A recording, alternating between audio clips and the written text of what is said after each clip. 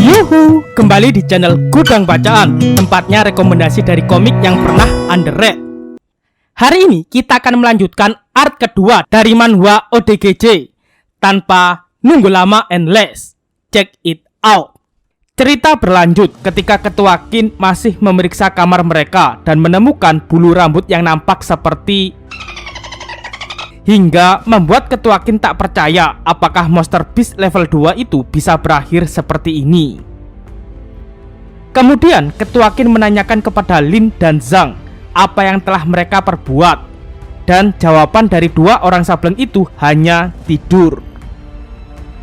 Namun salah satu perawat mengadu bahwa dia tadi melihat mereka sedang mengunyah sebuah kepala. Merasa kesal karena tingkah dua orang itu, Ketua Kin kemudian memaksa mereka untuk membuka apa yang ada di balik selimut mereka. Dan ketika Lin membukanya sembari menjawab tidak ada apa-apa, sebuah cahaya menyilaukan menyinari titik Lin. Ya, di titik Lin. Mengetahui hal itu, dengan terpaksa Ketua Kin meminta senter tersebut kembali dan akan mengurus bulu monster itu keesokan harinya setelah menyuruh mereka berdua untuk cepat tidur. Siapa yang menyangka kalau umur Ketua Kin masih 54 dan sebenarnya berambut hitam berkilauan. Namun semuanya memutih ketika menjadi presidir di sini. Itulah curhatan beliau yang sebenarnya menambah durasi untuk admin.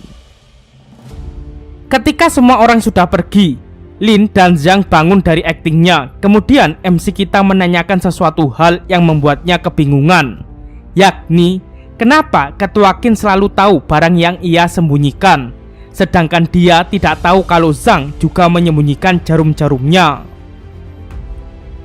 Mendengar pertanyaan itu, Zhang dengan wajah gembiranya membeberkan rahasianya, di mana dia menyimpan semua jarum-jarumnya di dalam rambut indahnya. Mendengar hal itu, Lin semakin berkeinginan untuk memanjangkan rambutnya sebagai bagasi barang-barangnya nanti. Puff berganti ke sistem sejenak, di mana setelah mengkonsumsi Monster Beast level 2, daya tahan tubuh Lin meningkat. Kekuatan dan kecepatan juga meningkat sebanyak 20 poin. Serta Lin dapat menahan rasa laparnya selama 3 hari. Scene berganti memperlihatkan pemandangan malam hari di kota yang sangat indah, di mana Duyan sedang memikirkan bagaimana dia bisa menangkap monster anjing tersebut. Tiba-tiba sebuah telepon masuk yang mengagetkan dirinya, di mana Pak Tua Kin berkata bahwa kedua pasiennya telah membunuh monster yang ia cari-cari selama ini. Merasa tak percaya dengan berita tersebut, Duyan segera menuju ke sana untuk memeriksanya secara langsung. Puff kembali di rumah sakit, di mana Liang yang masih penasaran memutuskan untuk mencari bangkai tengkorak yang dia lihat di kamar 666.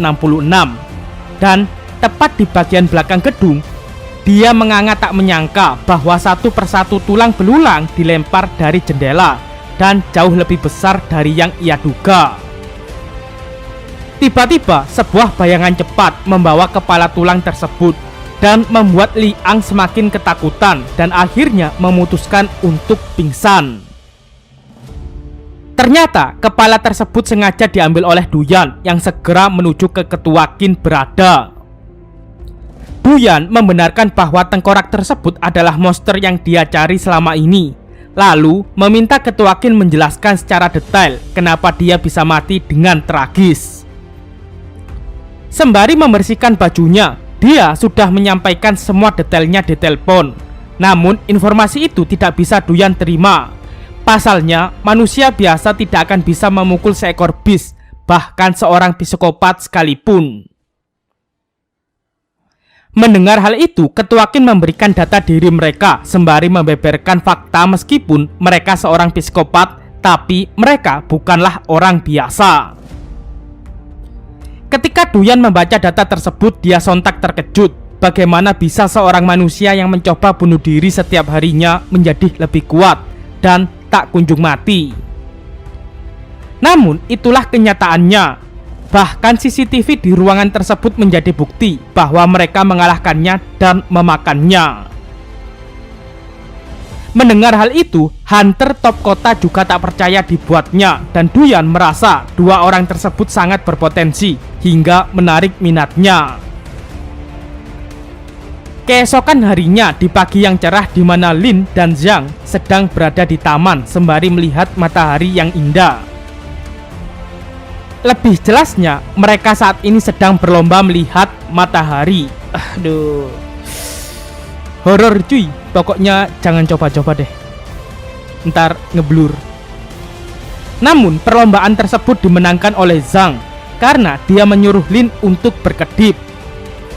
Duyan bersama ketua Qin yang melihat pertandingan itu sungguh tak percaya. Pasalnya ketika melihat matahari secara langsung dapat merusak retina, tapi Lin sama sekali tak berkedip. Oleh karena itu, Duyan menyimpulkan bahwa mereka adalah orang-orang yang spesial, dan dia berkeinginan untuk membawanya. Mendengar hal tersebut, ketua Qin sontak berlari dengan wajah merah meronanya. Bahkan dia berniat untuk memberikan Zhang sebagai bonus kepadanya. Jadi ambil satu gratis satu. Namun ketua Qin memberi syarat, yaitu Duyan tidak boleh mengembalikan dua orang itu kembali, serta jika ada kecelakaan yang tak terduga, dia tidak boleh menuntut pertanggungjawaban rumah sakit ini. Mendengar hal tersebut, dengan gobloknya Duyan mengira bahwa mereka akan terluka jika di bawah naungannya, dan meminta ketua Qin tidak perlu mengkhawatirkan hal tersebut. Namun ketua Qin hanya bisa tersenyum, tapi di dalam hatinya yang dia khawatirkan bukanlah Lin dan Zhang, melainkan Duyan dan para stafnya. Kemudian Duyan sedikit bercerita bahwa situasi di kota saat ini tidak begitu bagus. Banyak monster beast berkeliaran dan jumlah para hunter semakin berkurang. Oleh karena itu, jika ada hunter potensial, dia akan memperlakukan mereka dengan sangat baik. Selain monster beast yang berkembang sangat cepat, tingkat kecerdasan mereka meningkat dan mampu membaur dengan para manusia. Jika bukan karena CCTV yang dia lihat, Duyan tak akan percaya kejadian ini. Mendengar cerita tersebut, ketua Qin mulai khawatir tentang keberlangsungan manusia di dunia ini. Namun Duyan dengan gagah melangkah pergi dan bilang, tak perlu kau khawatirkan berlebih. Tidak peduli seberapa kuat monster beast-nya, aku masih tetap hunter terbaik yang akan melindungi kota ini, ucap Duyan. Kemudian Duyan menghampiri Lin dan Zhang dan menanyakan apakah mereka telah memakan monster beast level 2 itu, serta bagaimana cara mereka mengalahkannya. Mendengar pertanyaan itu, Lin dan Zhang menggunakan telepatinya dan serempak menjawab ketidaktahuan. Mendengar jawaban itu, Duyan segera mengeluarkan aura emasnya dan langsung mengarahkannya kepada Lin. Tapi responnya malah kegirangan. Dari situ, Duyan tahu bahwa Lin tidak takut akan serangan kejutan. Selain fisiknya sangat berpotensi, Duyan berpikir bahwa dia setara dengan hunter level 3. Kemudian Zhang menghampiri temannya dan membisikkan bahwa pria yang di hadapannya akan melatihnya. Sontak mereka berdua memasang wajah cute-nya dan berkata, "Ah, kamu sangat keren." Tapi setelah mengatakan itu, Lin baru sadar bahwa Duyan bukan seleranya. Mendengar hal itu, Duyan merasa terheran dan sakit hati, apalagi dengan perkataan mereka yang bilang bahwa pria tua ini hanya memiliki satu mata. Lalu Zhang menghampiri Duyan dan bilang bahwa dia bisa menyembuhkan matanya, sehingga dia bisa membantu Lin berlatih. Mendengar hal tersebut, Duyan semakin bertanya-tanya apa maksud mereka adalah usaha bunuh diri. Namun nampaknya perkataan Zhang mengacu kepada ketidakimbangan karena Lin memiliki mata yang normal dan begitu kuat. Untuk itu ketika Zhang berhasil menyembuhkan matanya, mereka bisa berlatih bersama-sama dan seimbang. Lin juga mendukung kalimat Zhang dan mencoba mempromosikan temannya karena dia adalah ahli akupuntur yang hebat. Sebenarnya Duyan paham bahwa dokter terhebat pun tidak bisa menyembuhkan matanya. Tapi karena Zhang sangat antusias dan kekuatan pertahanannya terhebat di kota, Duyan pikir jika hanya akupuntur saja dia tak akan terluka. Untuk itu dia dengan senang hati akan mencobanya. Dan dia pikir itu hanyalah jarum biasa. Ketika kepala Duyan sudah dipenuhi dengan jarum, firasatnya mulai tak karuan ketika jarum terakhir yang akan ditancapkan di kepalanya. Kemudian terdengar teriakan jurus setengah Bima Sakti sebelum jarum terakhir ditancapkan. Zhang berkata bahwa jurusnya didapat setelah setahun meneliti bersama dengan pakar astronomi. Siapapun yang mendapatkan akupunturnya mengatakan bahwa setelah ini tubuhnya akan segar bugar. Namun hanya Lin lah satu-satunya pasien yang menerima akupuntur itu. Mendengar hal tersebut, Duyan mulai merasa kaku dan berkata teknik tersebut lumayan bagus. Tapi ada satu hal yang janggal. Menurut Duyan saat ini, entah kenapa dia tidak bisa mengaktifkan lapisan pelindungnya, hingga satu jarum di keningnya mulai mengusiknya. Namun tiba-tiba Zhang menancapkan satu jarum lagi dengan teknik terbarunya, yakni jurus Bima Sakti. Yang berarti jarum ke-13 sudah mendarat di kening Duyan. Tiba-tiba perasaan tak terduga masuk di dalam otaknya hingga membuatnya jatuh tak sadarkan diri. Ya, hunter top defense terkuat di kota tumbang oleh Zhang. Melihat hal tersebut membuat Zhang bertanya-tanya apakah ada yang salah dengan jurusnya tersebut. Untungnya Duyan menjadi percobaan pertama.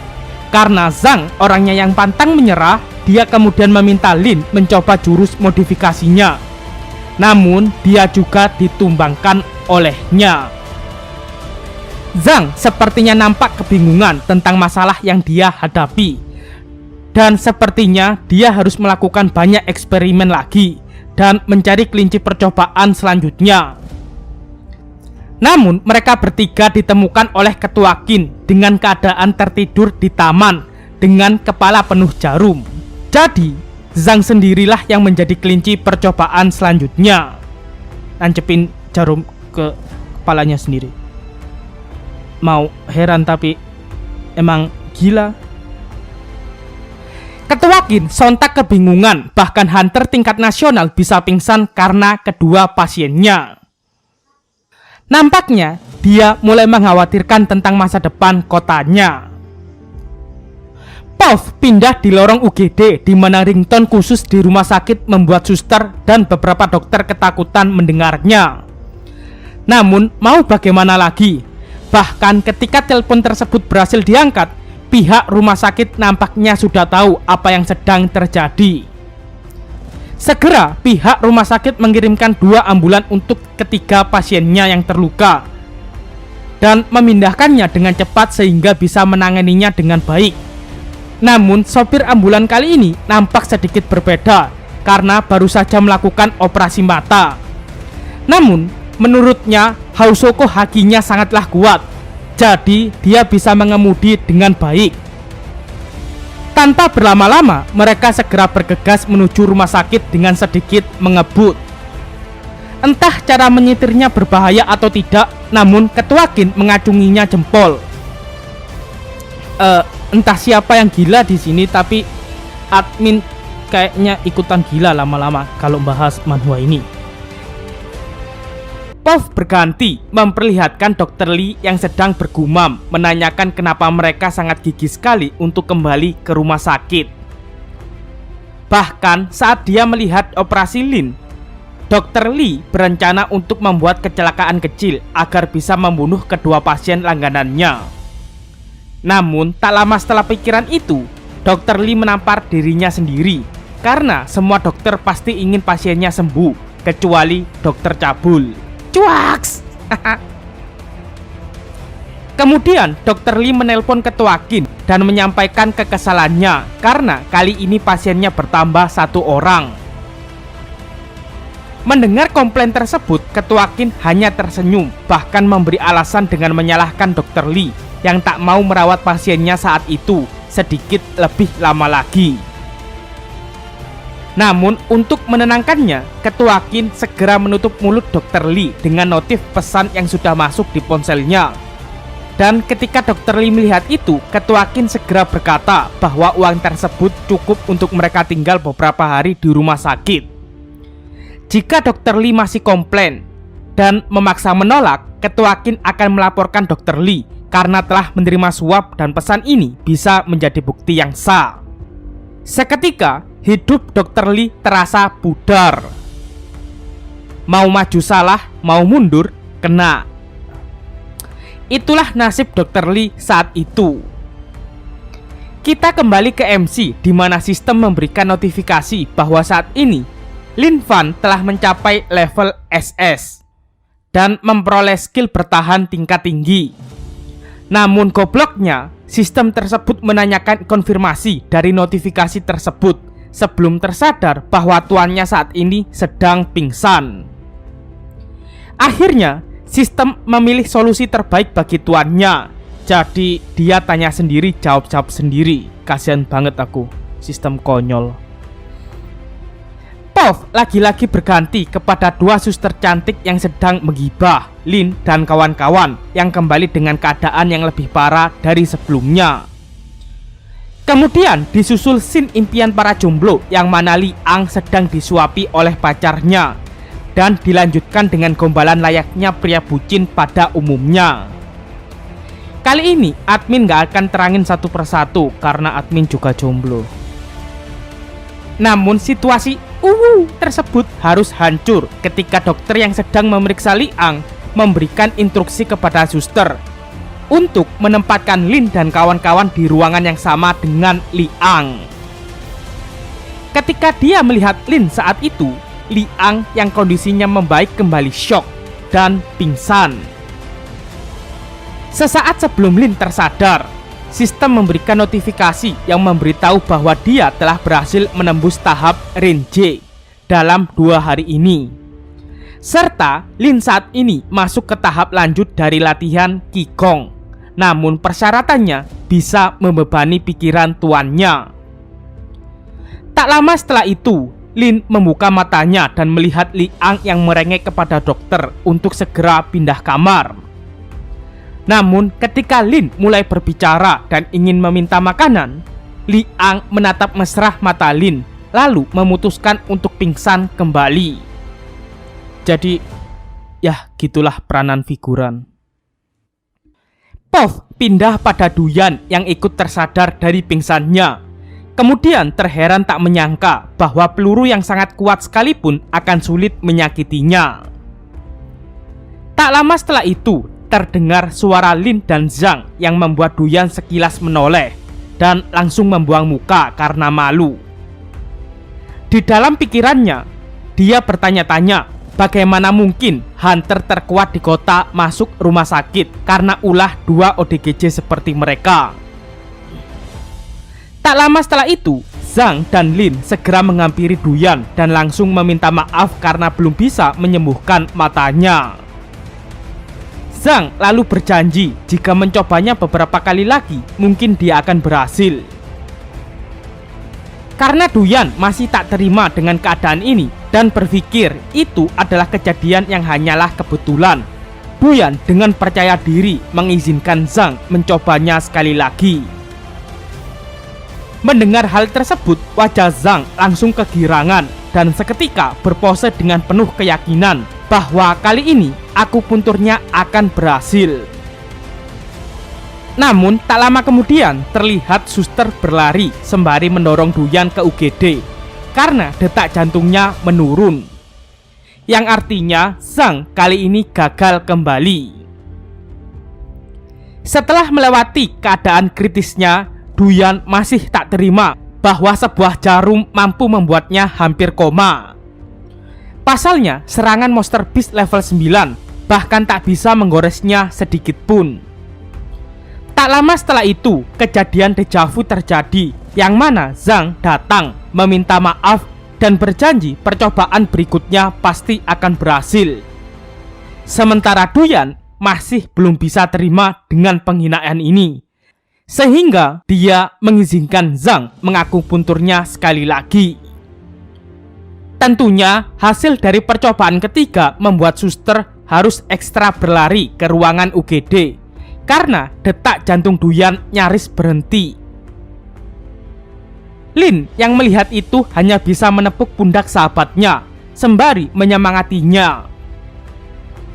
Kali ini setelah keluar masuk UGD sebanyak 2 kali, kaki kiri Duyan divonis lumpuh sementara dan Duyan masih tak mau mengakui momen memalukan ini.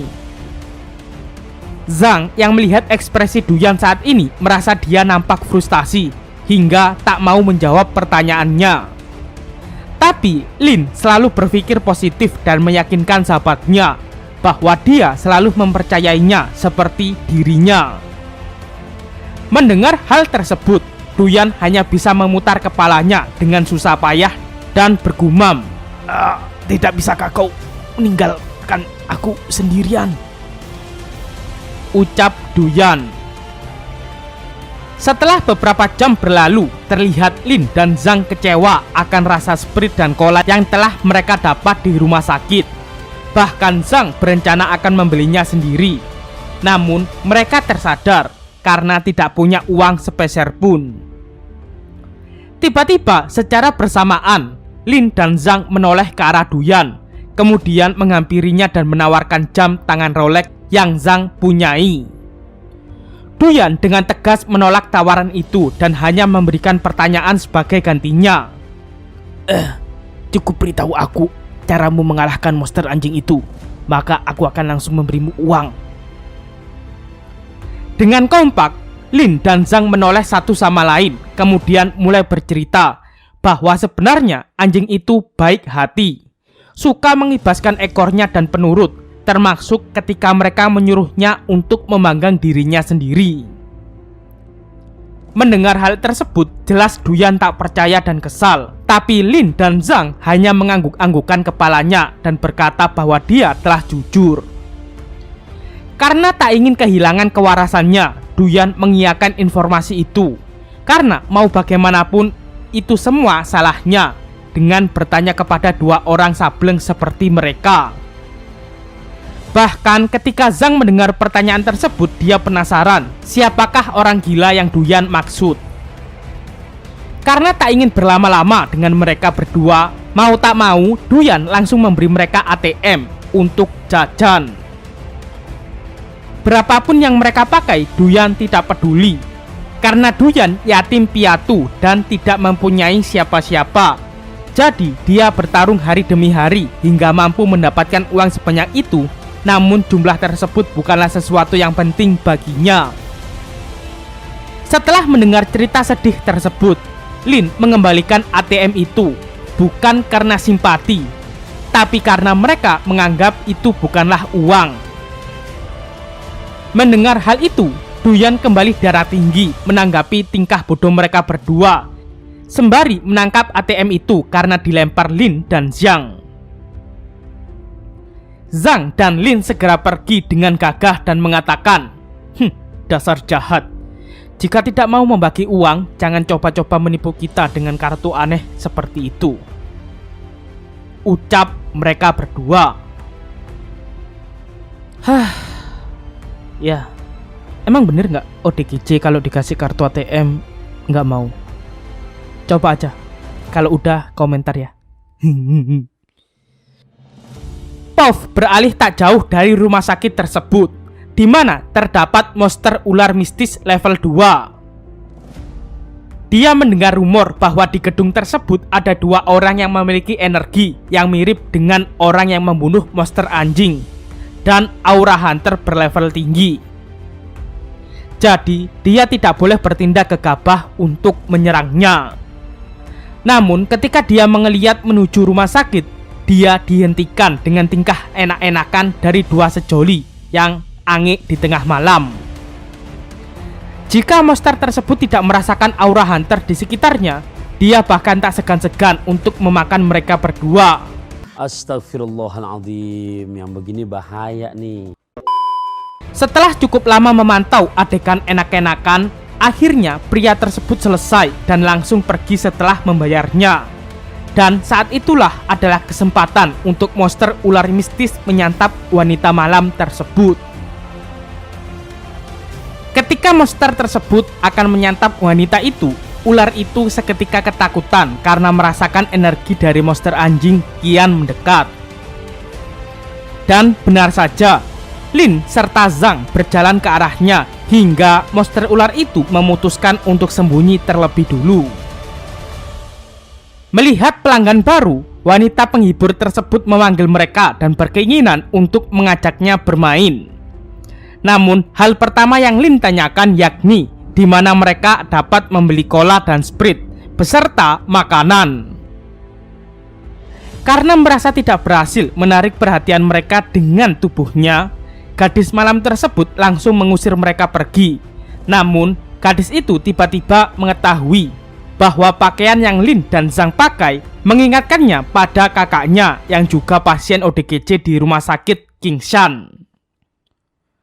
Flashback sekilas di mana kakaknya mengalami gangguan jiwa ketika kehilangan anaknya dan sering mendapatkan perlakuan yang kasar dari kalangan pria.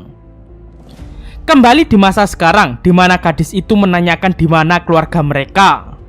Kemudian Lin menjawab bahwa Zhang juga termasuk bagian keluarganya saat ibunya pergi ke luar negeri. Tak lupa, Ketua Qin dan teman-temannya di rumah sakit juga dianggap sebagai keluarga baru baginya. Begitupun sebaliknya. Mendengar cerita tersebut, gadis itu terenyuh dan memberikan Lin dan Zhang sejumlah uang untuk jajan. Namun anehnya, mereka malah menolaknya.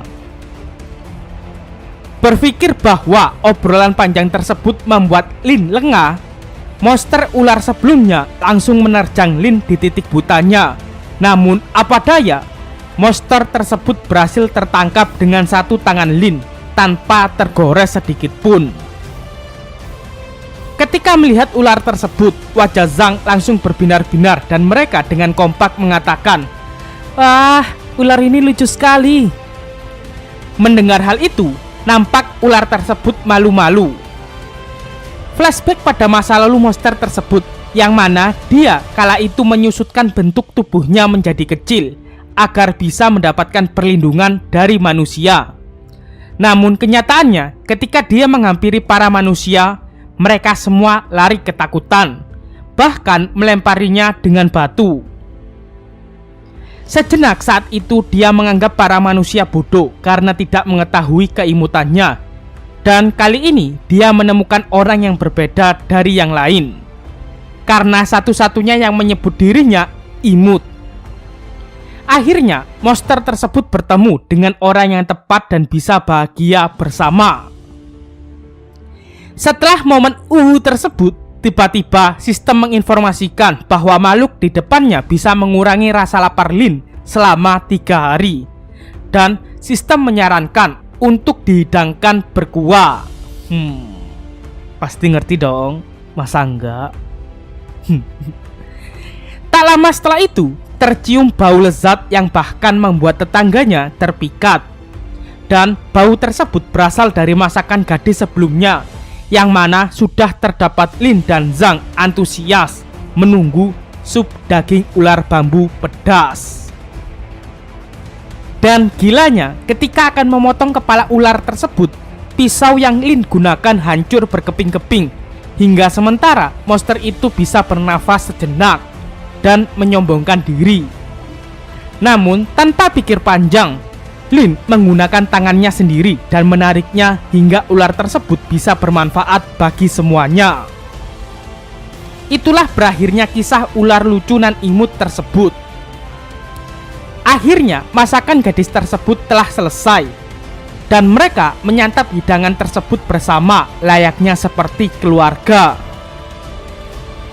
Bahkan ketika selesai makan, gadis itu membuatkan kotak bekal ketika Lin dan Zhang akan kembali. Di dalam perjalanannya pulang, Lin berpapasan dengan para hunter yang sedang mencari energi monster ular. Namun tim tersebut tidak bisa menemukan apapun dan segera melaporkannya kepada Duyan. Bahkan di tengah obrolan tersebut, Lin dan Zhang sudah sampai di rumah sakit dan memberikan bekal makanan yang dia bawa dari gadis sebelumnya. Namun, Duyan hanya bisa kaget mengumpat tak percaya melihat bahwa sup yang dibawakan adalah sup daging monster mistis level 2. Setelah ular tersebut terpotek layaknya Kiko dan menjadi hidangan sup dengan masako rasa sapi, Duyan mencoba memastikan dugaannya, dan benar saja, daging ular tersebut berasal dari monster beast level 2.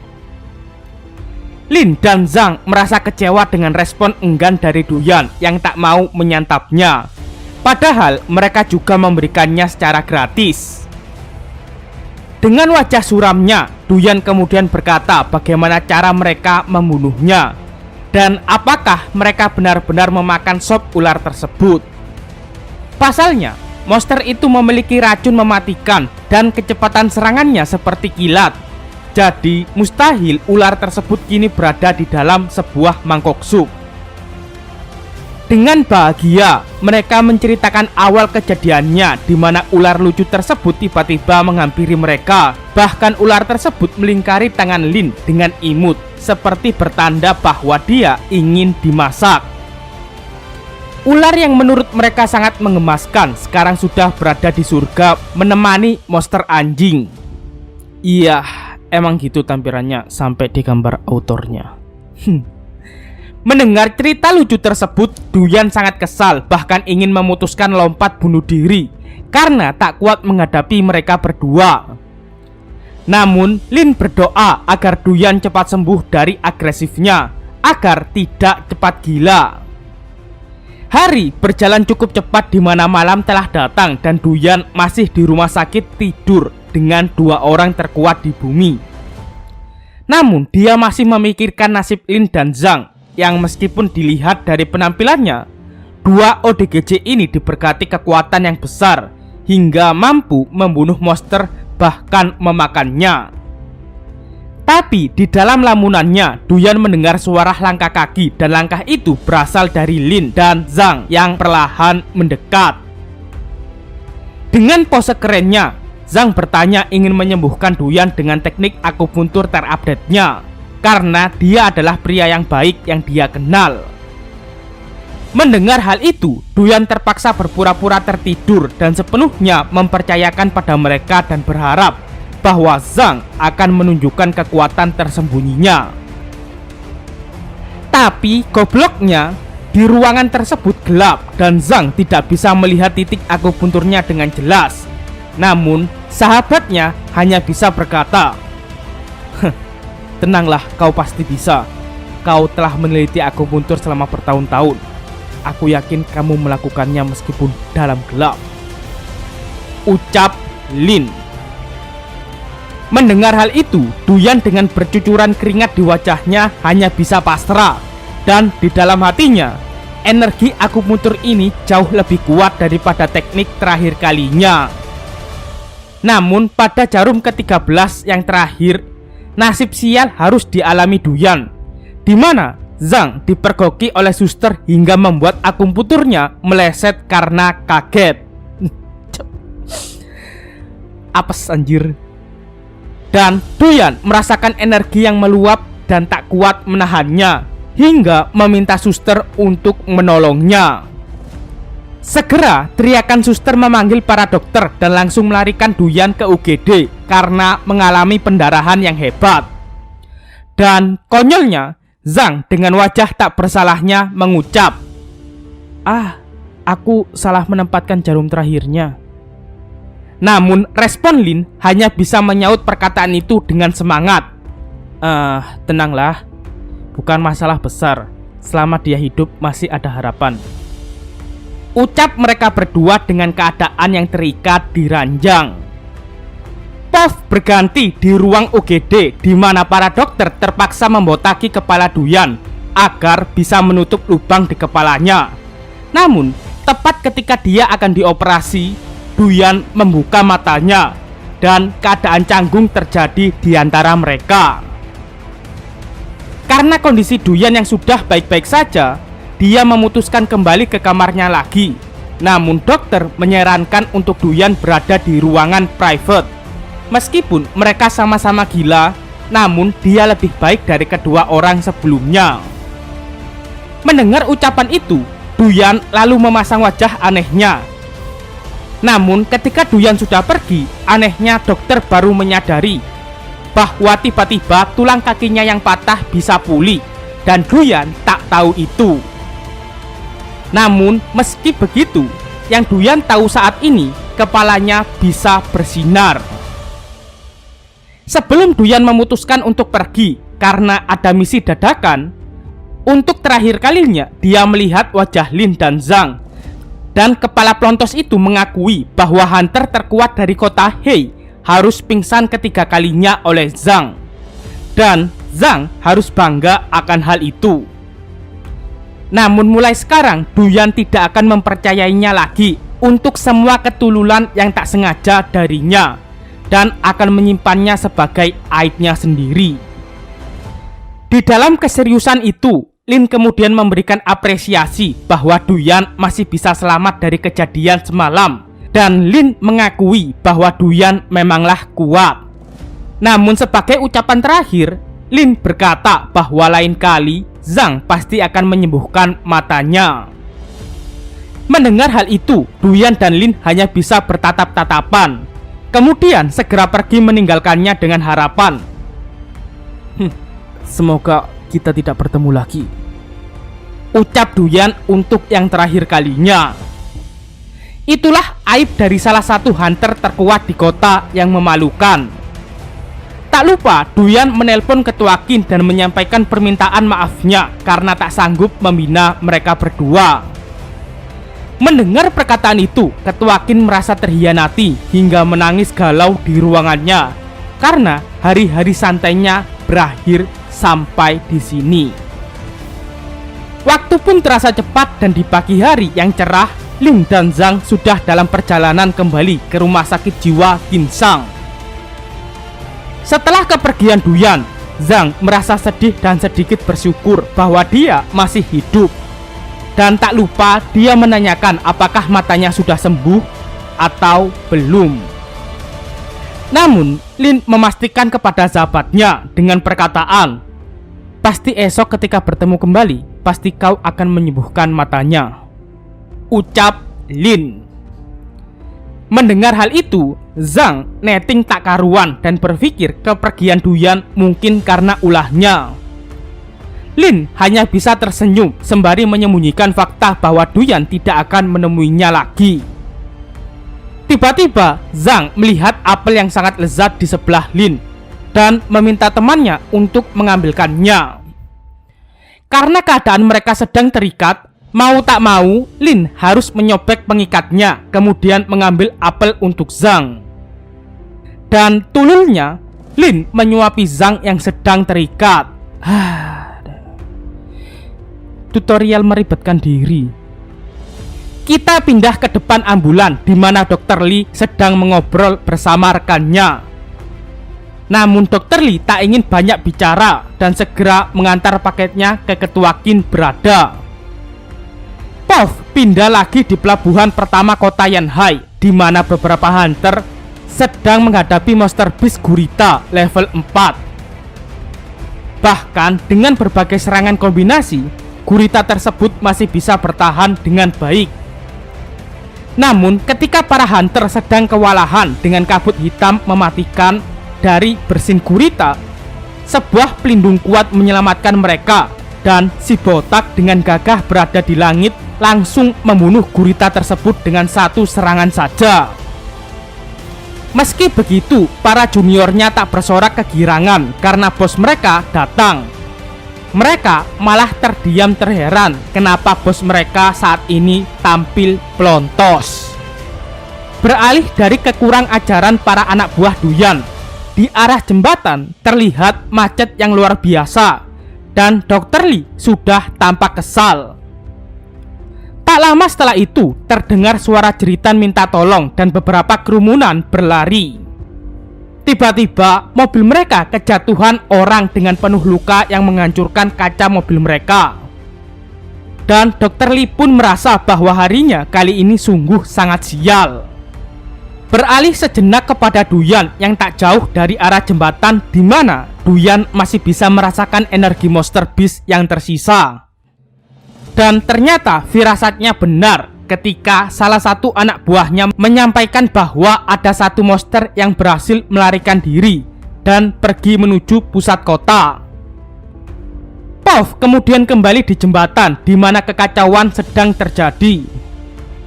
Namun MC kita seakan tak memperdulikan keributan di luar karena terfokus pada rasa laparnya. Mereka tak puas dengan apel yang dia makan. Lalu Lin berkata pada Zhang bahwa suara gila di kepalanya mengatakan fase akhir dari breaking stage membutuhkan banyak energi.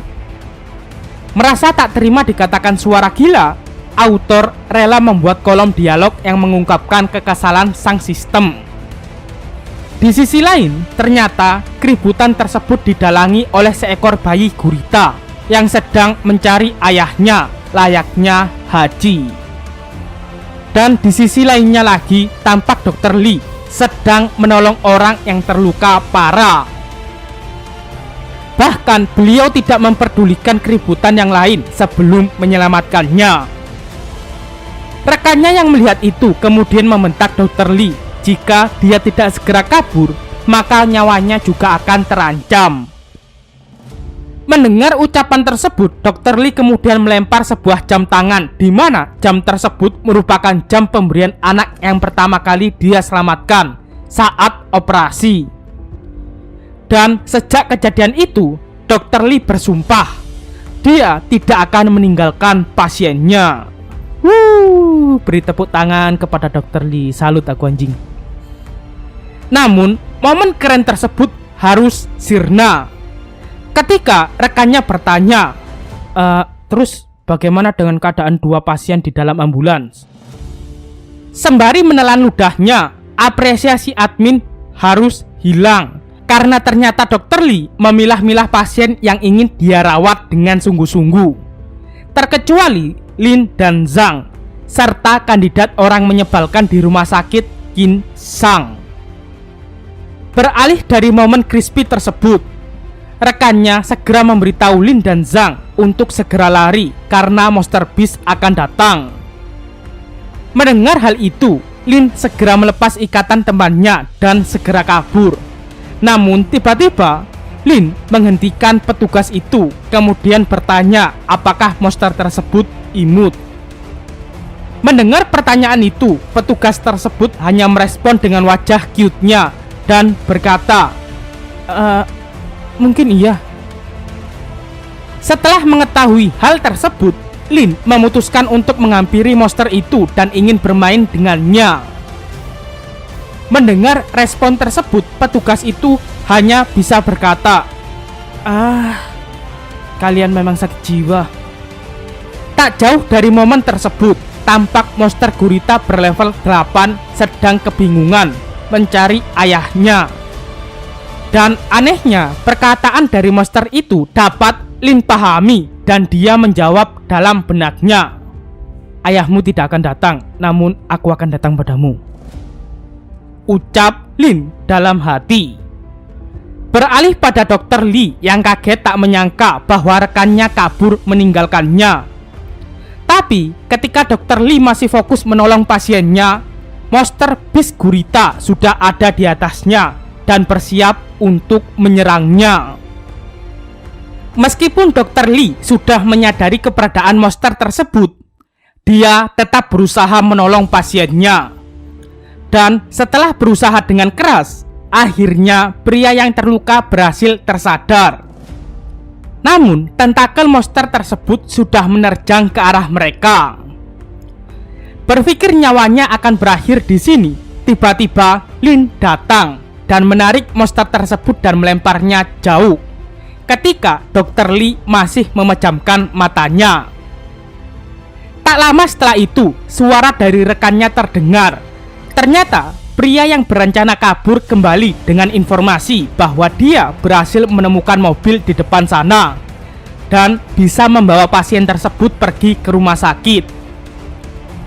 Mendengar hal tersebut, wajah Dr. Lee tersenyum bahagia karena sempat berpikir yang tidak-tidak kepada rekannya. Akhirnya, mereka bisa segera membawa pasien tersebut dengan aman. Berganti di seberang jembatan di mana monster tersebut terlempar. Karena tak mau ketinggalan keseruan bermain dengan monster gurita, Zhang dari atas jembatan segera meloncat tepat di kepala monster tersebut. Kemudian menyentuhnya seperti bermain squishy. Merasa tak terima karena dipermainkan seperti itu, monster gurita tersebut murka dan langsung menyerang Zhang. Namun, Lin sudah mengantisipasi gerakan itu dan segera memutar salah satu tentakelnya hingga tak sengaja terputus, meskipun dengan sedikit tenaganya. Mendengar sahabatnya yang nampak putus asa karena tak sengaja memutuskan tentakel gurita itu, Zhang langsung menenangkannya dengan berkata, tak apa Lin, kan masih ada banyak tentakel yang tersisa untuk bermain. Oke, nampaknya monster ini akan menjadi monster yang paling tersiksa daripada anjing dan ular. Aku yakin itu. Setelah salah satu tentakelnya terputus, monster tersebut menggeliat kesakitan dan segera menyerang mereka sekali lagi. Namun naasnya, tentakelnya harus terputus untuk kedua kalinya dengan sekali tarik. Scene kemudian berlanjut dan anehnya tak jauh dari sana, Zhang tiba-tiba menemukan alat pemanggang. Sementara Lin saat ini sedang bermain dengan monster tersebut dan sudah memutuskan 3 tentakelnya. Ternyata serangan monster itu tak berdampak besar bagi Lin. Bahkan serangannya bisa Lin tahan dengan mulutnya. Namun permainan mereka teralihkan ketika mencium aroma lezat dari Zhang yang sedang membakar tentakel monster tersebut. Bahkan admin juga pengen bilang ketika monster tersebut juga ngiler mencium lezatnya aroma bakaran tubuhnya sendiri. Tak lama setelah itu, monster tolol itu pun tersadar dan segera keringat dingin ketika melihat tentakelnya dibakar. Yang nunggu manhwa ini gelut-gelutan harus menghela nafas dalam-dalam karena scene-nya langsung berganti genre ke masak-masakan dan makan-makan. Yang tanya nasib monster gurita tersebut, ya saat ini hanya tersisa kepalanya saja dan deras air mata yang meratapi nasibnya.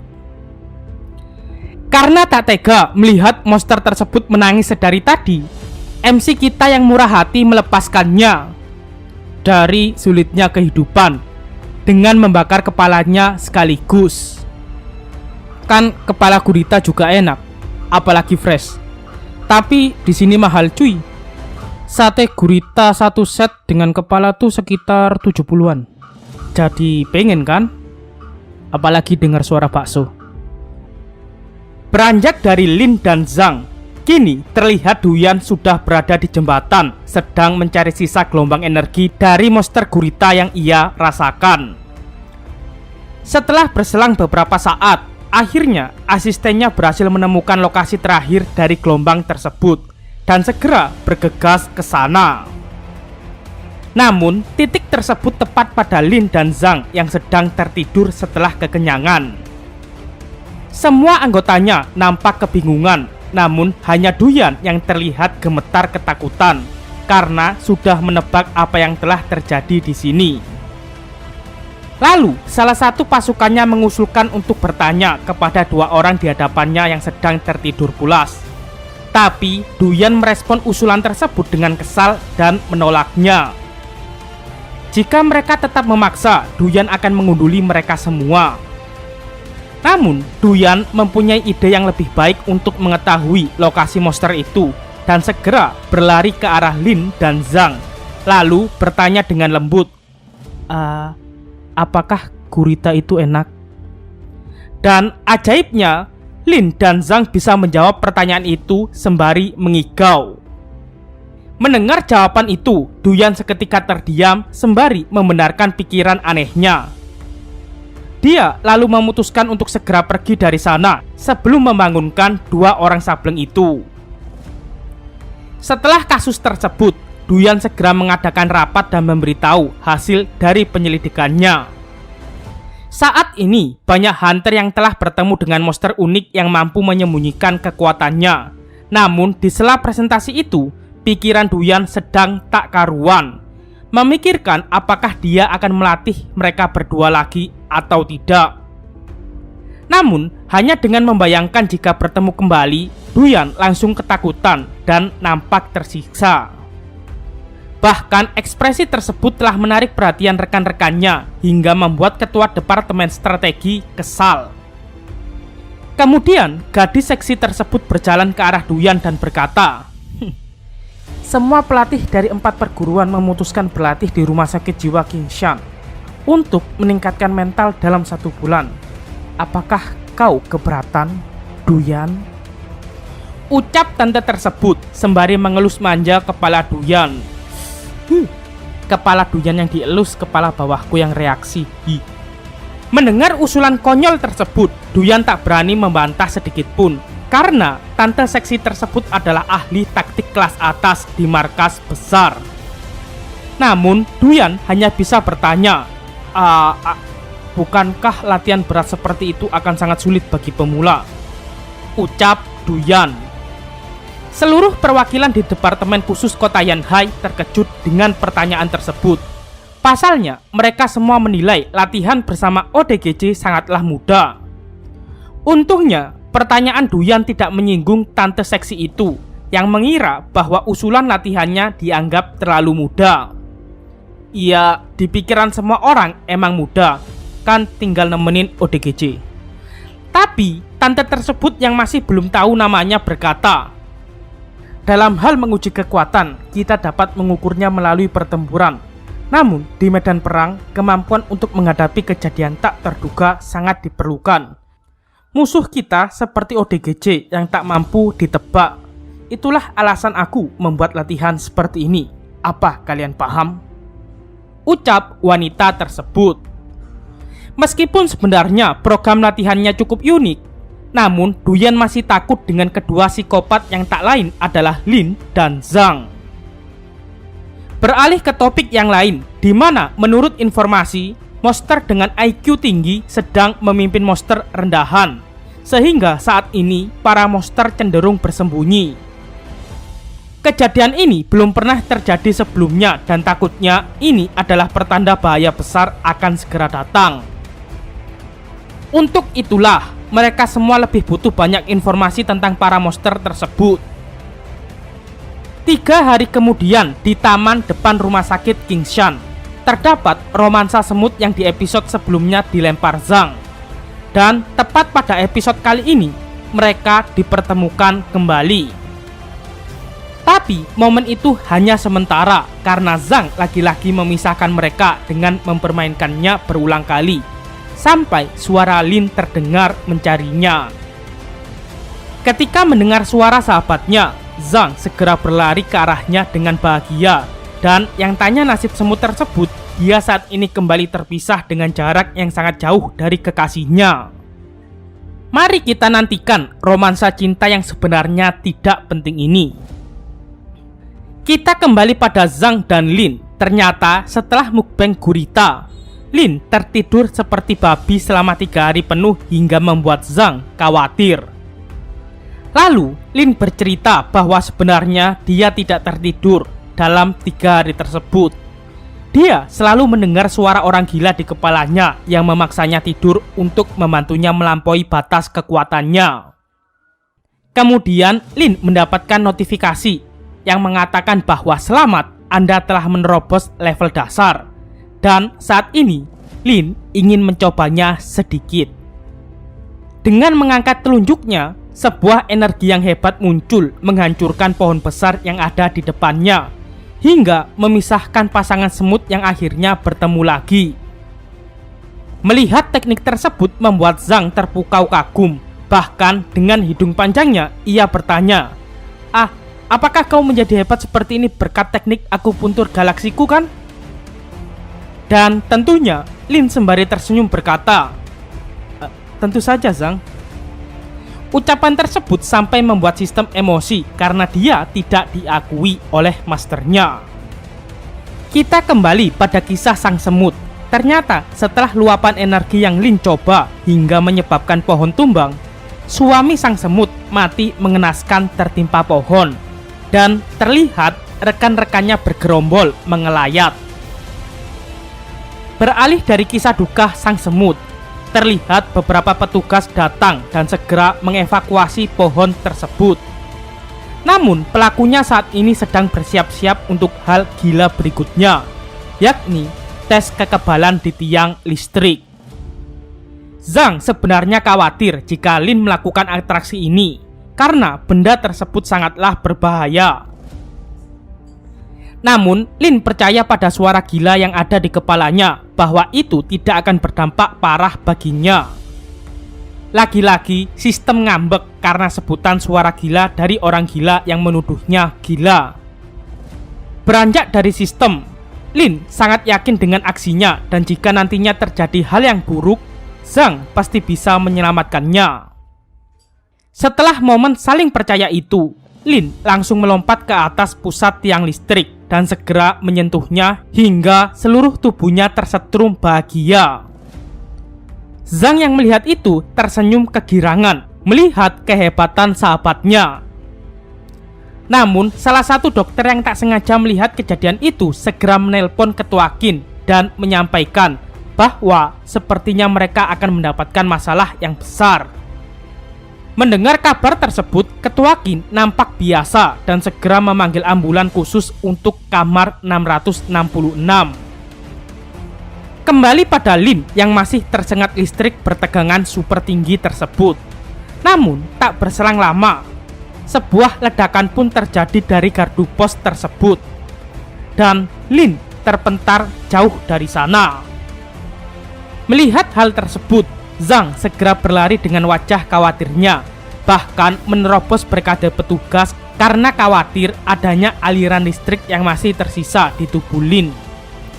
Untungnya sebelum Zhang mendekat, Lin menghentikannya dan meminta Zhang tidak perlu khawatir padanya karena saat ini Lin hanya sedikit kelelahan, namun akhirnya pingsan. Bodohnya, Zhang malah memegang tangan Lin dan seketika terpental dan ikut-ikutan pingsan. Semua petugas di sana seketika bingung dan menyuruh Ketua Qin untuk melihatnya sendiri agar bisa memutuskan antara menyiapkan ambulan atau menyiapkan lubang kuburan. Scene kemudian berganti di rumah sakit langganan, di mana tampak Dr. Liu sudah menyerah ketika melihat Lin sudah segosong itu. Suster kemudian menyampaikan hasil pemeriksaan dari Dr. Liu kepada Dr. Li, di mana Lin masih menunjukkan tanda-tanda kehidupan meskipun 90% tubuhnya terbakar. Ketika mendengar informasi itu, Dr. Li pun berkata, selama masih ada tanda kehidupan, para dokter tidak boleh menyerah. Untuk itu, Dr. Li juga akan ikut membantu dalam operasi kali ini. Setelah 10 jam berlalu, akhirnya operasi pun selesai dan Dr. Li menyuruh rekan-rekannya untuk menutup semua luka Lin. Kemudian, mood Dr. Li terlihat berubah ketika mendengar bahwa Ketua Qin sudah menunggu di luar ruang operasi. Dia nampaknya kesal karena baru 3 hari kemarin pasien kesayangannya kembali lagi. Ketika membuka pintu, Dr. Li segera berteriak dengan kesal dan langsung menyuruh kakek tua itu pergi dan membayar hutangnya termasuk biaya perawatan pria botak yang lusa kabur. Mendengar teriakan itu, Ketua Qin hanya tersenyum sembari berkata tujuannya kemari, yakni hanya untuk membuat kartu member. Mengetahui tujuan mulia dari temannya, Dr. Li tak kuasa menahan kesenangannya dan segera mengambil apar untuk berniat memukulnya. Itulah komedi sarkas antara pria tua pada umumnya. Emang umur segitu lagi lucu-lucunya. Jika kalian nggak paham, kartu member tuh untuk menghemat pembayaran lewat poin atau bonus jika sering datang dan langganan. Mari kita lupakan orang tua kocak tersebut. Di esokan paginya, terlihat Zhang sedang tidur di samping sahabatnya. Tiba-tiba notifikasi sistem muncul memberitahukan bahwa Lin berhasil melatih tubuhnya hingga saat ini dia berada di tingkat Qi, tingkat menengah. Latihan ini mengharuskan para penggunanya menjaga ketenangan pikiran dan Lin adalah orang pertama yang bisa mencapai tingkat ini dalam waktu yang singkat. Bersamaan dengan informasi itu, Lin sudah terbangun dari pingsannya dan ketika dia membuka perbannya, kulit Lin tampak bersinar dan bergelembung. Bahkan ketika Zhang tersadar, dia langsung terkagum dengan keglowingan sahabatnya. Suster dan para dokter juga terheran dengan perubahan kulitnya yang semakin mulus.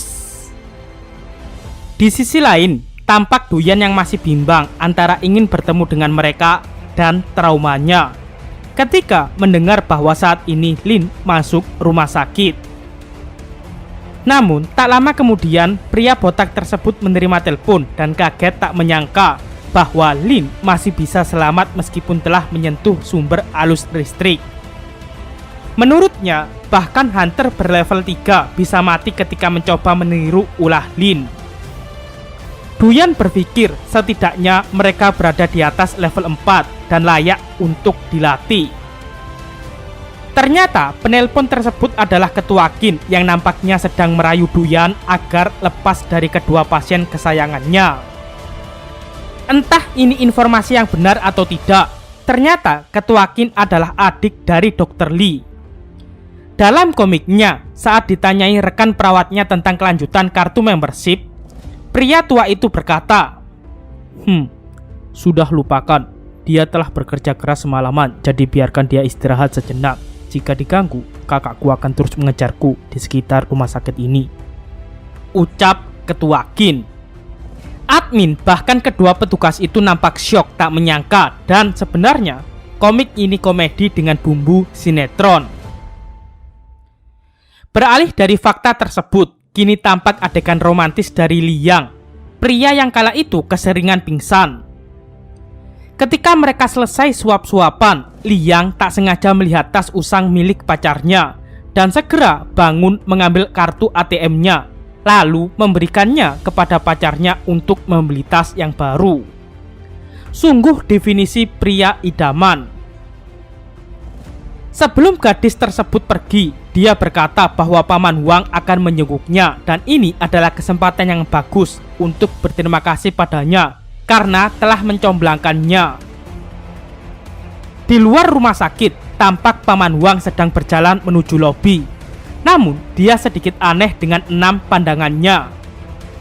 Ternyata, pria tersebut tak sengaja memakan monster lalat parasit level 3 dan saat ini dia sedang bertransformasi menjadi monster tersebut. Suster yang tak sengaja melihat makhluk itu segera berteriak ketakutan. Namun, tanpa pikir panjang, monster itu langsung menyerang suster tersebut hingga terluka hebat. Tapi, sialnya, monster itu masuk ke ruangan yang salah, di mana Lin dan Zhang berada. Untuk beberapa detik, kedua MC kita hanya diam menontonnya, sampai suster tersebut tercekik dan minta tolong. Bahkan ketika rekan-rekannya melihat monster tersebut, mereka malah berlari menyelamatkan diri masing-masing. Tepat sebelum monster tersebut akan membunuh gadis itu, jarum Zhang sudah menancap di tangan monster tersebut sehingga mampu mengalihkan perhatiannya. Karena kesal dengan tingkah kocak dari Zhang yang menghina rupanya jelek, monster lalat itu langsung membuang suster tersebut dan segera menyerang Zhang. Namun, sebelum tangan kotornya menyentuh wajah Zhang, Lin sudah terlebih dulu memblok tangan monster tersebut dan sedikit mematahkannya. Kemudian, Lin mengancamnya dengan berkata, "Bila Zhang mengobatimu, cukup diamlah," ucap Lin. Karena intimidasi tersebut, monster lalat itu semakin marah kemudian mencoba lepas dari genggaman Lin. Namun naasnya, kecepatannya masih terlalu lambat bagi MC kita.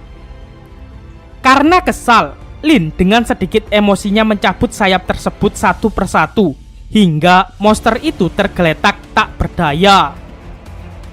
Karena sudah terluka hebat, Lin berjalan ke arah monster tersebut dan berkata dengan ramahnya, "Sebaiknya Zhang menyembuhkanmu, bukankah itu ide yang bagus?" Ucap Lin. Sembari mencengkeweng leher belakang monster itu, Lin menghampiri Zhang dan berkata bahwa monster ini butuh perawatan akupuntur darinya. Bentar. Mencengkeweng tuh bahasa Indonesianya apa ya? Yah, pokoknya gitu, kayak di gambar. Ntar komen aja yang tahu. Setelah mendengar permintaan itu, Zhang dengan wajah terherannya bertanya kenapa Lin memegang monster tersebut seperti itu. Namun, dengan santainya, Lin menjawab pertanyaan itu dengan menduga bahwa mungkin cara ini adalah cara memegang kesukaannya, seperti yang monster itu lakukan pada suster sebelumnya. Mengerti akan maksud sahabatnya, Zhang segera menusuk kepala monster tersebut dengan jarum, bahkan membuat suster yang melihatnya sedikit ketakutan. Setelah 12 jarum tertancap, monster tersebut baru menyadari tekanan luar biasa dari sosok Zhang sebelum menancapkan jarum terakhirnya. Tiba-tiba, monster tersebut berkata bahwa dia hanyalah parasit dan tubuh orang ini hanyalah inang. Jika dia terbunuh, tubuh orang ini juga akan mati. Dan ancaman tersebut bukanlah tanpa sebab. Karena monster itu sudah menaruh benih pada 6 gadis yang sudah ia sentuh. Dan selama embrio itu memiliki sumber makanan yang cukup, dia bisa terlahir kembali. Monster tersebut kini merasa di atas angin dengan mengendalikan perasaan Zhang. Namun karena Zhang tak mengerti apa yang dikatakan monster itu, dia tanpa ragu menancapkan jarum terakhirnya. Dan seketika, monster lalat itu terjatuh dan terbelah menjadi 2 wujud dengan rasa penasarannya kenapa ada manusia tanpa belas kasih seperti Zhang. Setelah itu, di ruangan yang lain, pacar dari Liang ternyata Lonte yang sudah dititipkan benih oleh monster tersebut. Dan seketika dia berubah menjadi lalat karena mengetahui bahwa papanya telah mati. Melihat fakta itu, Liang segera mengambil kartu ATM-nya kembali dan lari ketakutan hingga mengunci ruangannya. Suster yang melihat itu jelas kepo dong dengan pertengkaran antara dua sejoli ini.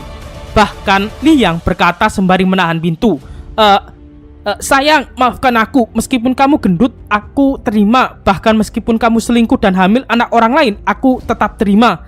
Tapi jika kamu jelek, sumpah aku tak mau." Ucap Liang.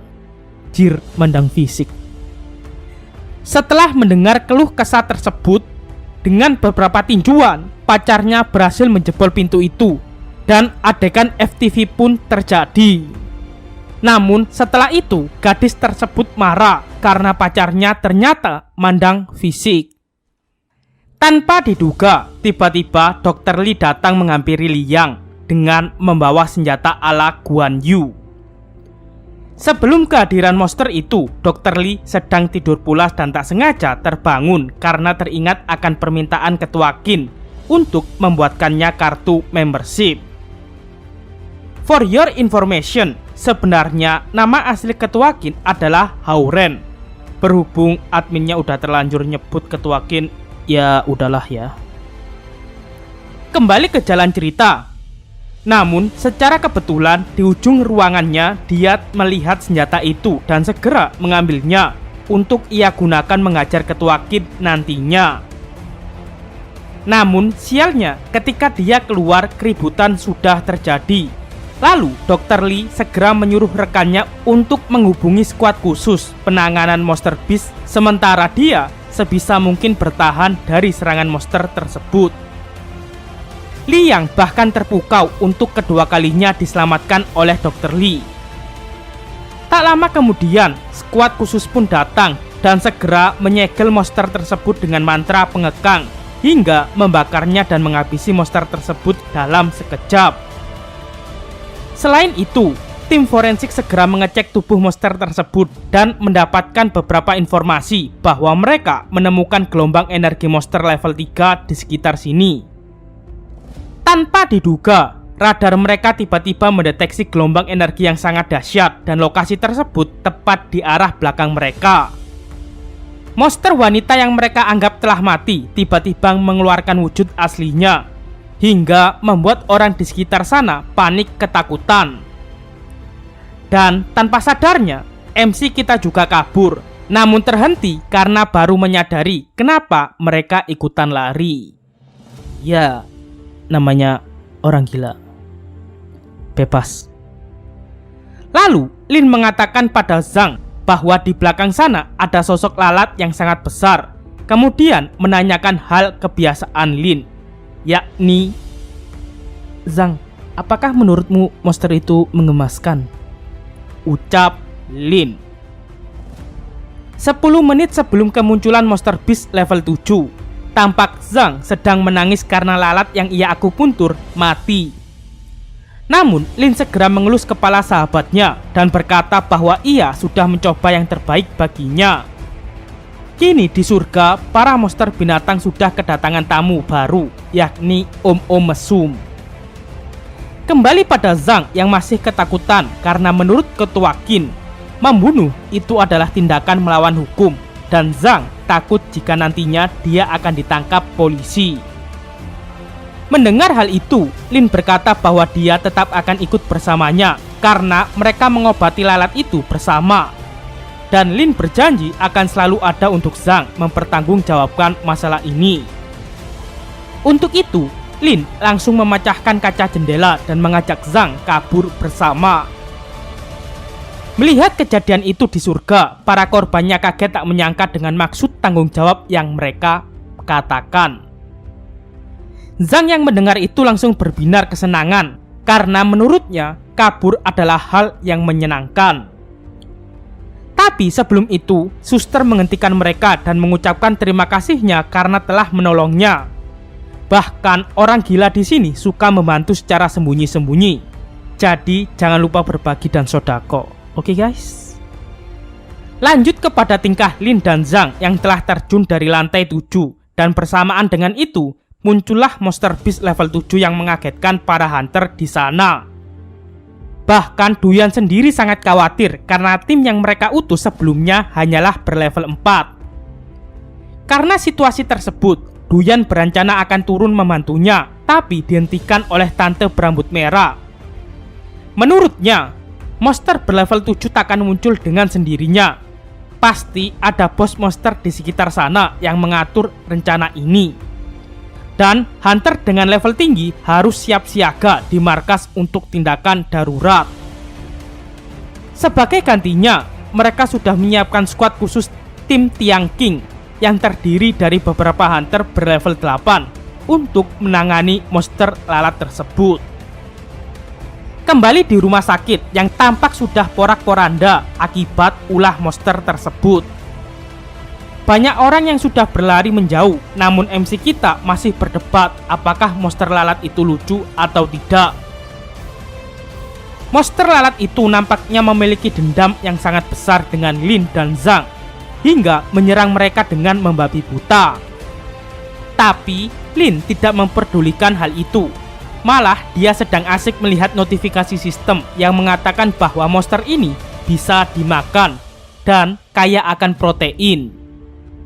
Namun tak jauh dari sana terdapat hunter sebelumnya yang nampak masih selamat, dan dia menghimbau Lin dan Zhang untuk segera lari. Namun himbauan itu tak bisa mereka dengar karena tepat bersamaan dengan itu, sebuah ledakan energi yang cukup kuat muncul dan berasal dari sentuhan Lin hingga menghancurkan salah satu kepala monster tersebut. Panjir, one touch man. Pria botak tersebut seakan tak percaya apa yang baru saja dia lihat. Sebuah halusinasi atau hal yang nyata. Melihat serangan itu, Zhang sangat terpukau, bahkan memaklumi jika selama 3 hari tertidur kekuatannya semakin dahsyat. Menurut sistem, dalam serangan ini setara dengan satu serangan penuh milik hunter berlevel 9 di dunia ini. Namun, berkat pemikiran masternya, kekuatan tersebut menjadi jauh lebih dahsyat dari biasanya. Dan sebagai tambahan, jika Lin ingin menggunakan skill ini, dia cukup menyentuh targetnya terlebih dulu. Sungguh imba. Setelah mendengar itu dari Lin, Zhang kemudian bertanya padanya bagaimana cara dia bisa menyentuh monster yang tinggi itu. Tanpa basa-basi, Lin segera menunjukkan kepada sahabatnya dengan melompat dan langsung memecahkan salah satu kepala monster tersebut yang tersisa. Namun karena tingkahnya, Lin sedikit lengah dan menerima sundulan dari monster tersebut dan jatuh dari ketinggian. Momen itu akhirnya dimanfaatkan oleh monster lalat untuk menyerang Lin dengan cakarnya yang tajam. Namun alhasil, semua serangannya berhasil Lin hindari dengan mudah. Bahkan ketika serangannya mengenai tubuh Lin, cakarnya lah yang harus hancur karena terlalu tumpul jika berbentrokan dengan tubuh sang MC. Karena sudah kesal dibuatnya, Lin tanpa pikir panjang langsung menghancurkan jari monster tersebut hingga menjadi beberapa bagian. Bahkan sejenak dia tak menghiraukan omongan Zhang tentang monster ini yang sudah menjadi jelek dan tak imut. Lin saat itu masih asik membuli monster tersebut hingga cacat permanen. Zhang yang melihat itu berpikir apakah Lin selapar itu, hingga kini dia berbeda pendapat dengan pikirannya. Namun akhirnya Lin sudah puas mengajar monster itu dan segera berjalan menuju sahabatnya. Zhang kemudian berkata bahwa monster itu sudah tidak imut lagi, sehingga tidak layak untuk dimakan. Mendengar hal itu, Lin lalu membuang monster tersebut. Meskipun menurut sistem, monster lalat itu mempunyai banyak energi yang ada di dalamnya. Akhirnya sahabatnya bisa kembali ceria karena sudah sepemikiran dengan Lin saat ini. Ya, meskipun yang ngambek sekarang sistemnya. Beralih dari konflik batiniah tersebut, di dalam reruntuhan rumah sakit tampak beberapa hunter sedang bertahan menggunakan bariernya agar tidak terkubur dengan dinding beton. Beberapa juga terlihat sedang merawat orang yang terluka hingga menunggu bos Duyan datang. Sedikit informasi yang gak penting. Mereka adalah anak buah Duyan yang di episode sebelumnya kaget ketika melihat bosnya yang gundul.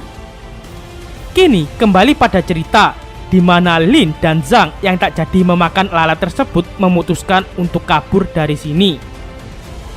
Nampaknya sistem sudah legowo meskipun masternya gila dan goblok, tapi dia bertekad akan membuat masternya menjadi hunter terkuat dan hebat. Namun tak berselang lama, tubuh Lin terlihat lesu dan langsung terjatuh. Ya, mau gimana lagi?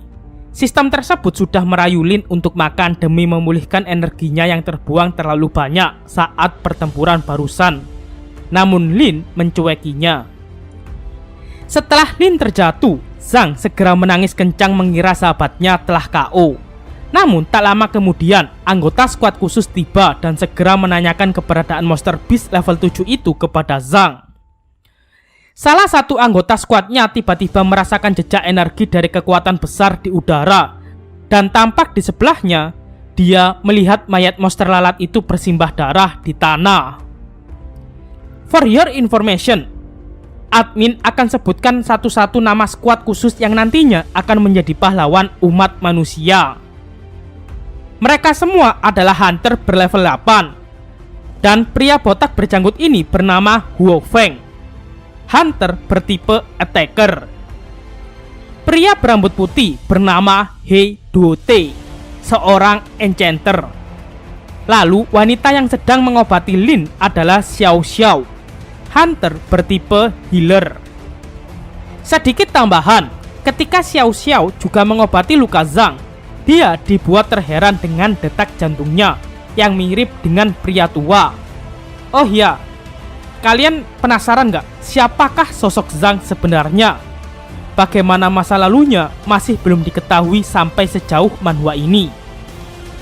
Sebuah misteri dalam manhwa ODGJ yang satu-satunya bikin admin antusias bacanya. Intinya sih, Zhang bukan hanya ODGJ biasa. Beralih dari bumbu manhwa ini, ada satu nama yang belum diketahui, yakni pria gokil yang bercelana pendek. Ntar admin kasih tanda panah. Kemudian terlihat pria botak sebelumnya, yakni hunter berlevel 4 bernama Liu Jin. Satu-satunya saksi mata yang melihat Lin mengalahkan monster itu.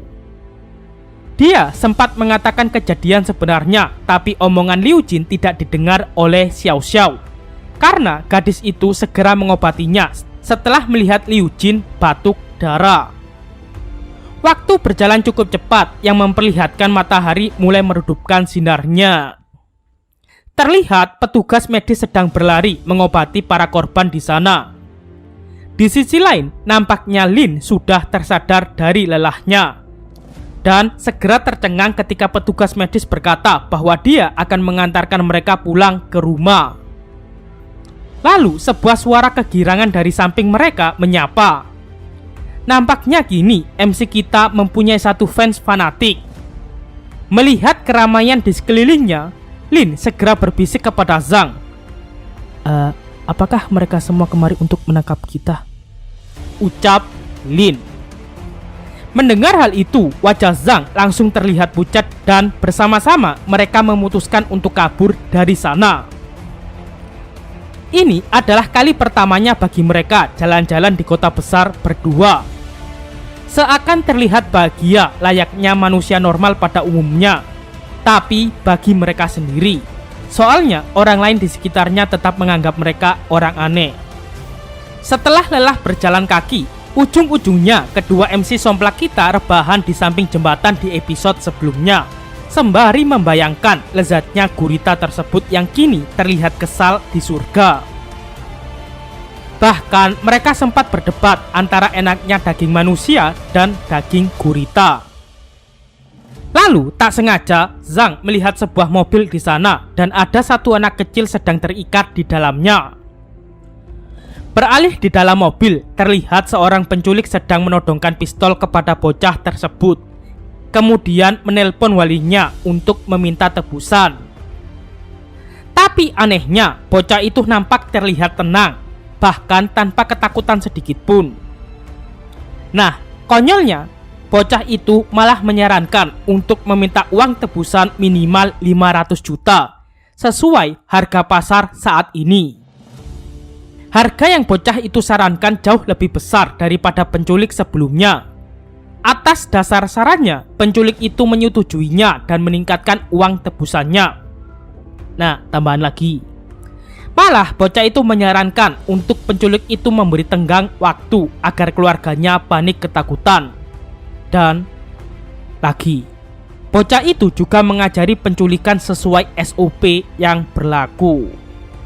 Ya kayak jangan hubungi polisi, jangan lacak dan lain-lain lah. Setelah bertelepon ria dan bangga akan kemajuan pengetahuan penculik tersebut, bocah itu kemudian berkata, "Sepertinya paman nampak bodoh karena menelpon keluargaku terlalu lama. Di rumahku kan ada mesin pelacak," ucap bocah tersebut.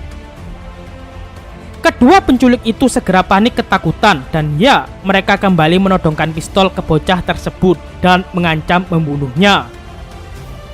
Tapi keributan tersebut segera teralihkan oleh kehadiran Zhang yang berkata dengan wajah polosnya, "Anu, apa kalian sedang bertengkar di sini?" ucap Zhang. Karena mood penculik itu sedang kesal, dia tanpa pikir panjang menembakkan pelurunya ke arah Zhang. Untungnya, Lin segera menangkap peluru itu dan meremasnya bak seperti mempunyai ilmu kebal. Ente ya kadang-kadang. Nah, istilah kata nih, Lin marah dengan perilaku penculik tersebut hingga menatap mereka dengan hati tingkat tingginya. Setelah menahan tembakan tersebut, Lin kemudian memberitahu pada Zhang bahwa pistol yang dia lihat di film-film sangat berbahaya dan dampak serangannya sungguh menyakitkan. Untuk itu, Lin meminta Zhang berhati-hati jika melihat senjata itu. Karena Zhang sudah mengerti bahwa di depannya adalah penjahat, dia meminta Lin untuk mengontrol kekuatannya agar tidak membunuh mereka. Tapi sebelum mengajarnya, penculik itu sudah ketakutan dan pasrah saat Lin memukulnya hingga tercebur ke air tanpa perlawanan. Mereka kemudian melepaskan tali ikatan bocah tersebut. bocah itu sepertinya mengerti bahwa Lin dan Zhang nampak tidak normal dan mereka adalah pasien dari rumah sakit jiwa Kingshan. Tapi terlepas itu, ketika dia mendengar suara lapar dari perut Lin, bocah itu langsung mengajak mereka untuk makan bersama. Beberapa saat setelah kejadian itu, polisi khusus datang dengan helikopter dan segera menangkap kedua penjahat sebelumnya yang sebenarnya adalah korban kebodohan. Di sisi lain, di rumah sakit setelah serangan monster lalat tersebut, Liu Jiun kemudian menceritakan semua detailnya yang terjadi ke semua anggota skuad khusus. Bahkan penjelasan itu secara langsung didengar oleh ketua skuad khusus, Wang Luo, pria yang bercelana pendek yang tadi admin kasih tanda panah. Liu Jiun kemudian menggambarkan sketsanya untuk mereka. Namun alhasil, gambaran itu seperti karya anak-anak. Tapi mereka semua percaya hal itu. Shin kemudian beralih di restoran di mana Lin dan kawan-kawan sedang menikmati makanan yang lezat di restoran bintang 5. Tak jauh beda dari kultur negara kita, di mana mbak-mbak pelayan di sana tampak julid ketika melihat baju yang dikenakan oleh pelanggannya. Beralih dari kejulitan tersebut, Lin tampak sudah memakan puluhan hidangan di sana, namun tetap merasa lapar. Berbeda halnya dengan Zhang yang hanya menghabiskan beberapa hidangan saja. Tak lupa, Zhang dan Lin mengenalkan diri mereka kepada bocil tersebut yang diketahui bernama Xian Xiaobei. Karena penyelamatnya masih belum kenyang, Xiaobei segera memesan makanan tambahan dengan porsi tamboikun. Masalahnya, pelayan saat ini semakin khawatir bukan karena bagaimana cara mereka akan membayarnya, melainkan bagaimana kalau pelanggannya mati karena terlalu banyak makan. Tak lama setelah itu, Xiaobei merengek kepada Lin dan bertanya apakah dia tak kunjung kenyang juga. Sampai-sampai Zhan turun tangan dan berkata kepada Lin untuk berpura-pura kenyang agar tidak merepotkan Xiaobei. Setelah itu, mereka segera bergegas pergi dari restoran yang membuat pelayan sebelumnya panik akan tagihan mereka. Namun, sebelum polisi mendengar jelas laporan pelayan tersebut, semua tagihan pembayaran makanan telah lunas. Jir, nampaknya bocah itu memang sultan. Ketika sudah keluar dari hotel tersebut, Zhang nampak bahagia ketika melihat game center di sana dan berkeinginan untuk bermain sebentar di sana. Lin dan Zhang akhirnya menghabiskan harinya dengan bermain bersama bocah itu hingga saat dimana MC kita tiba-tiba tertembak dan tumbang. Ternyata tembakan itu berasal dari polisi khusus yang datang dan segera mengepung Zhang sembari mendodongkan pistolnya. Nampaknya situasi ini terjadi karena kesalahpahaman. Melihat hal itu, Xiaobei berusaha keras untuk membuka bekapan dari ajudannya dan meminta mereka untuk tidak menembak temannya. Tapi tanpa diduga, ajudannya melepaskan tembakan tepat di belakang kepala Zhang. Namun untungnya, Lin segera menarik temannya lalu membengkokkan pistol tersebut dan mencekik prajurit itu. Xiaobei segera menghentikan mereka dan mencoba menjelaskan bahwa Lin dan Zhang adalah penyelamatnya. Bahkan bocah itu meminta maaf atas sikap prajuritnya yang menembak Lin dan hampir mencelakai Zhang. Untungnya, Zhang terbangun dan langsung membantu Xiaobei menenangkan amarah Lin hingga situasinya kembali kondusif. Setelah mereka bermaaf-maafan, Lin tiba-tiba terjatuh karena tubuhnya sudah mencapai batas menahan rasa laparnya. Secara otomatis, MC kita masuk dalam mode hibernasi dengan pertahanan tubuh level 5 yang mana kebal akan senjata tajam dan pistol. Sempat merasa panik, Zhang dengan sigap memeriksa kondisi Lin dan syukurlah dia hanya tertidur. Sebelum kepulangan Xiaobei, dia berhenti sejenak untuk melihat berita bahwa tepat di hari ini terdapat serangan monster beast level 7 dan sosok pahlawan yang membunuh monster tersebut terpampang di layar. Untungnya, Xiao Bei tahu siapa sosok itu dan menyimpan rahasia itu sendiri. Tak lupa, Xiao Bei juga meminta supirnya untuk mengantarkan Lin dan Zhang kembali terlebih dulu di rumah sakit jiwa Qingshan. Di sisi lain, di markas besar pasukan khusus, tampak dari mereka semua merasa kecewa karena masih belum menemukan dua pahlawan yang mereka cari-cari. Dan satu-satunya orang yang waras di sana hanyalah Hao Feng, yang menilai bahwa gambar yang mereka umumkan sangatlah sulit untuk dicerna. Tiba-tiba, tante ahli strategi datang menghampiri mereka, kemudian marah atas tindakan bodoh skuad khusus yang mempublish gambar kanak-kanak ke seluruh kota, yang mana akan mempermalukan reputasinya sendiri. Di sini, Hao Feng merasa lega bahwa masih ada orang waras yang komplain dengan gambar kanak-kanak tersebut. Sebagai hukuman atas tindakan bodoh mereka, liburan untuk tim Tiang Qing dibatalkan dan diganti dengan membimbing sesi pelatihan hunter pemula di rumah sakit jiwa Qingshan. Liu Jin yang menggambar karya tersebut hanya bisa meminta maaf kepada seniornya akibat masalah yang dia buat. Namun, mereka semua tidak mempermasalahkan hal tersebut karena nilai seni dari masing-masing orang berbeda. Tak lama setelah itu, bos mereka yakni Duyan datang dan segera menenangkan mereka. Namun, ketika dia melihat gambar itu, Duyan sontak ketakutan karena mengetahui siapa yang dimaksudnya.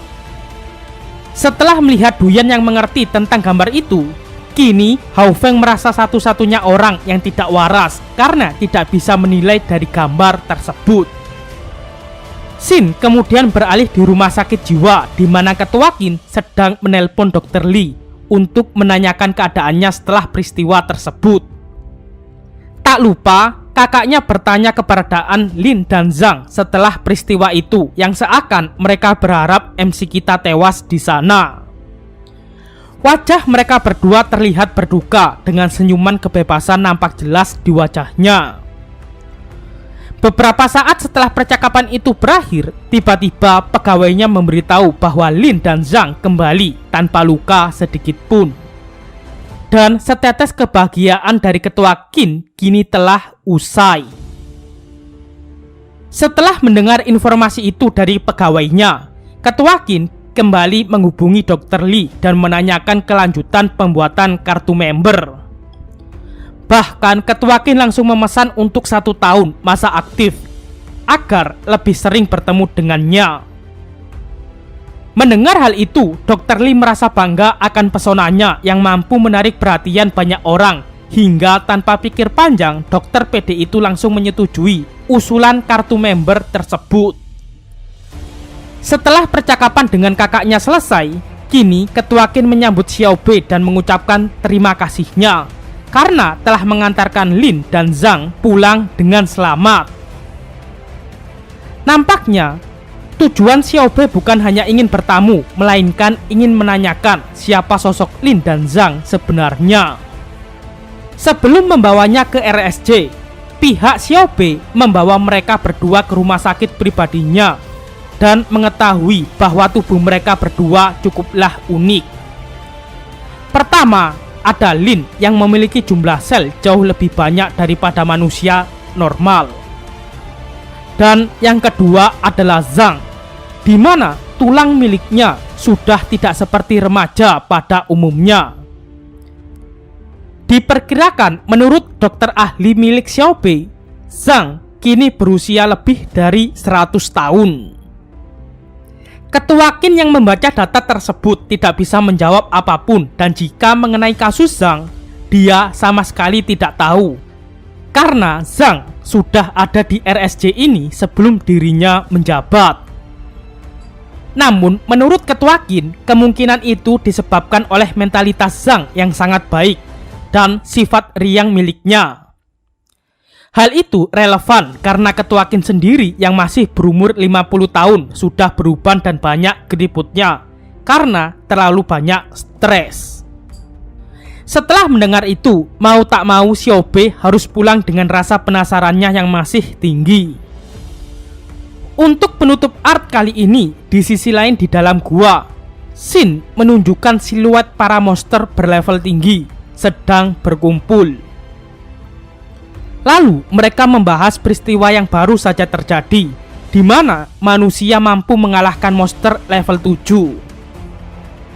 Selain itu, semua telur yang monster lalat itu tanamkan ikut dimusnahkan sekaligus. Kini terlihat jelas beberapa monster level 9 yang memimpin sebagian pasukan di sana. Bahkan beberapa mampu berbicara dengan bahasa manusia. Kemudian pemimpin mereka yang masih misterius memerintahkan semua monster berlevel 8 bersiap untuk menyerang manusia sembari menguji kekuatan militernya. Itulah akhir dari art kedua manhwa kesayangan kita. Sampai jumpa di part-part selanjutnya. Terima kasih sudah menunggu lama and see you, bye bye. Ciao.